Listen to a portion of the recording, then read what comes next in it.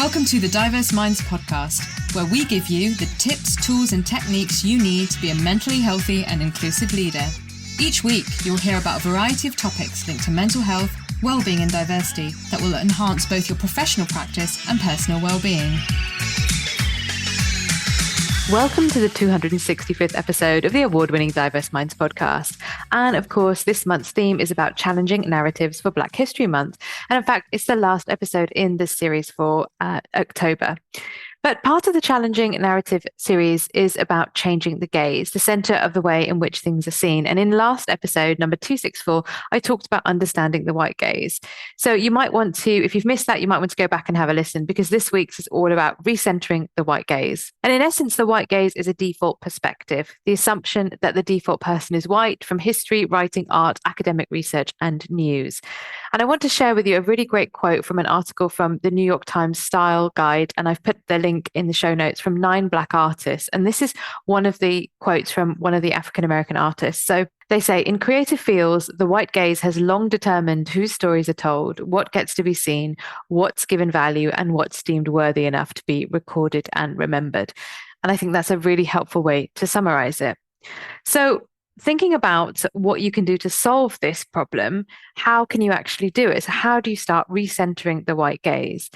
So one of the first things, and remember, I'm doing this from a mainly workplace perspective. If we think about society at large, we'd probably need a much longer podcast episode.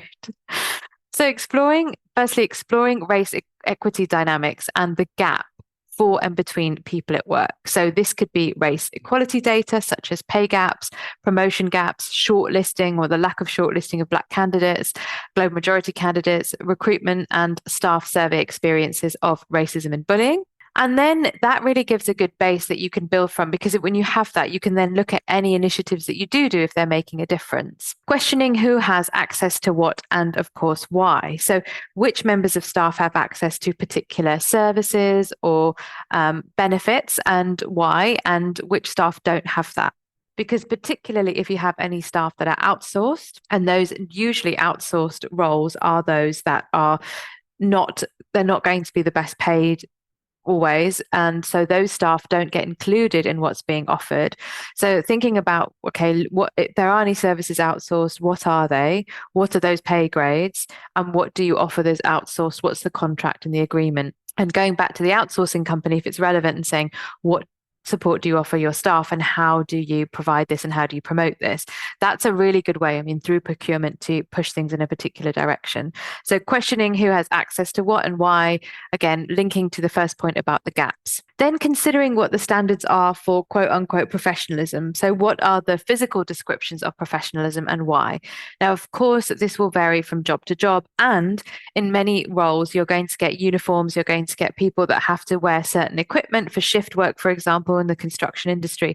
So it might not be as relevant, but if people are not on the shop floor, as it were, or they're not in the hands-on roles, what might be the standards for leadership, and who gets to move maybe from a more manual job to a more managerial job and why?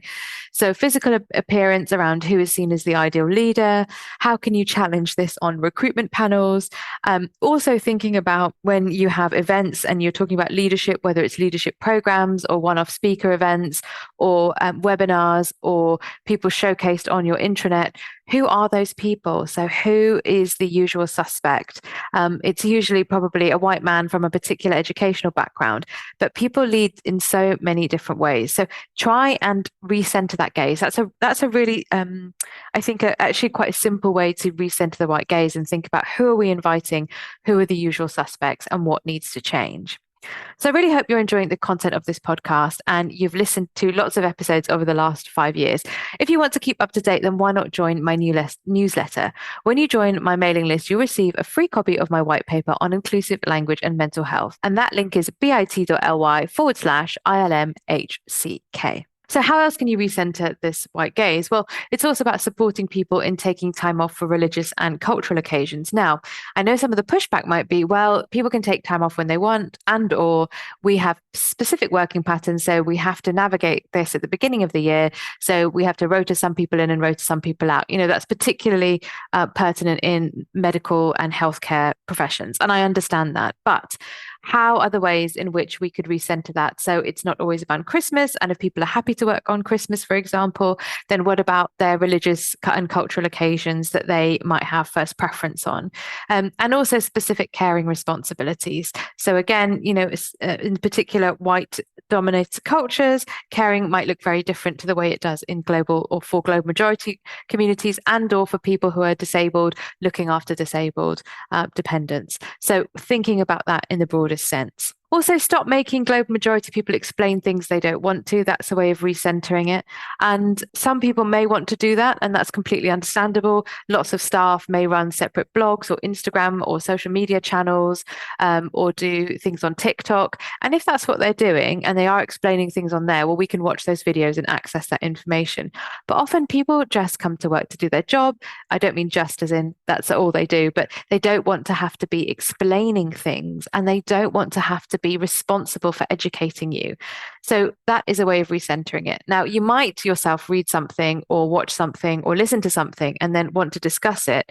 If you have a relationship with someone and you want to say, oh, I watched this and I'd really love to get a sense of what you think, but you have to have a relationship. So an example is I just finished reading The Vanishing Half by Britt Bennett, which is a brilliant book.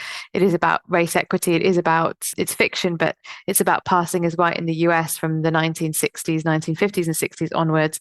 And I was talking to a friend this morning, but I know her really, really well, and she does writing. And I said to her, oh, I've just finished reading this. Have you read it? She said, no. I said, oh, if you do read it, I'd love to know your thoughts on it. But that is because I had a relationship. If I didn't know her, I wouldn't have had that conversation with her.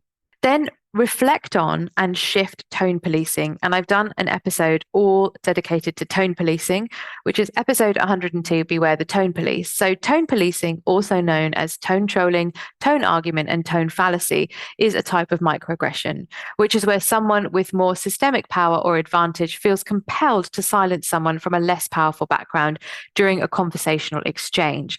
Tone policing can definitely also happen at an organizational level. So again, whose voices are heard, who's got the right to speak more loudly. And at its center, it criticizes or humiliates a person or group of people for expressing emotion related to something that impacts them. And what tone policing essentially does is it detracts from the truth and discomfort by attacking the tone in which it was presented rather than the message itself. And I'm imagining there are probably things that are happening in workplaces right now. So we still haven't, I don't think, processed things from the fascist riots over the summer. Last week, there was the 2-hour documentary by Hope Not Hate on Channel 4, all about going undercover and exposing the right wing. Fantastic if you get the chance to see it. I mean, not an easy watch, particularly if you're from a global majority background, but these brilliant, wonderful people at Hope Not Hate doing this work and going undercover. And this is how this race science society, if you like, was exposed. And The Guardian ran a piece on this. Now, I can imagine that there are conversations in the workplace and some people saying, I couldn't believe what I was watching. It was really painful to watch. I can't believe this has happened or this is still happening. And I can imagine certain people saying, oh, for goodness sake, it's all a bit woke. It's all gone too much. Why do you have to always bring up these things in the workplace? I'm sure it's not that direct and succinct, actually, but I can just imagine that this may be happening in workplaces across the country. And it's like, I'm not listening to what you're saying. I'm not listening to the fact that this has really impacted you, or that it's hurtful, or that it's quite painful to watch, that you can't believe it's happening. It's, oh gosh, do we have to talk about this again? This is making me feel uncomfortable, and shutting it down. And I think actually tone policing, looking at tone policing, examining that and reflecting and then recentering is a really great way to recenter the white gaze, actually. And then challenge whitewashing and cultural appropriation. So in essence, give credit where credit's due. And of course, if you are doing things in your workplace like yoga or particular practices. I mean, African drumming, Black History Month, people often have African drumming. I'm not saying don't have it. That's not what I'm saying. But credit where credit's due. It's not just a flash in the pan thing for Black History Month. It is a very, very integral part of many cultures that have Black heritage. Also with yoga, it's really key to acknowledge the history of yoga and how it was also, many people in occupied India were not allowed. They were not allowed to practice yoga as part of their spiritual, cultural, and well-being practices. So it's all great having yoga sessions, but it is also very important to understand the history of it and recentering it from, very thin, white, upper middle class, yoga instructors who are, I'm not criticizing them, but there is a trend, there is a culture around yoga and what the heritage is of it before you start doing these sessions. And there are lots of examples. I mean, there are lots of examples. So that's another way of recentering the white gaze. So I really hope you found this series useful. Next month, I'll be focusing on gatekeeping, what it is and how gatekeeping stops people accessing resources at work and being able to shine in the workplace. And if recentering and changing the narrative is a subject you'd like to know more about, don't forget I run workshops, training sessions, and keynote talks for organizations all about creating positive, happy, and equal workplaces. So please get in touch with me to find out more about how I could help you. And it is Leyla, Leyla, at diverseminds.co.uk. And I really hope you've enjoyed today's show and, of course, the shows over the last 5 years. And if you have, why not write me a review on Apple, Spotify, or wherever you listen to your podcast from. And you know that I love to hear from you as listeners, so you can leave me a voice note anonymously on SpeakPipe. The link is in the show notes, but I'll give it to you here. It is bit.ly/SPKPDMP. And don't forget, as always, you can watch my TEDx talk on the connection between culture, race, and mental health. bit.ly/TEDx Wolves, WOLVESLO. And if you liked it, please do share, like, and comment on YouTube because it was a labor of love. So please take care, everyone. And as always, I've got those resources, the New York Times article, episode 102, Beware the Tone Police, Beware the White Gaze at 14S Mag, a Forbes article from last time, and the online library link. And until next month, everyone, take care, and I'll see you in the next episode. Thanks for listening to the Diverse Minds podcast. Don't forget to subscribe on Apple Podcasts, Spotify, or wherever you access your podcasts from. You can also connect with me on Facebook, Twitter, and LinkedIn. Tune into next week's episode of the podcast, where I'll bring you more insights on mental health and inclusion. Bye for now.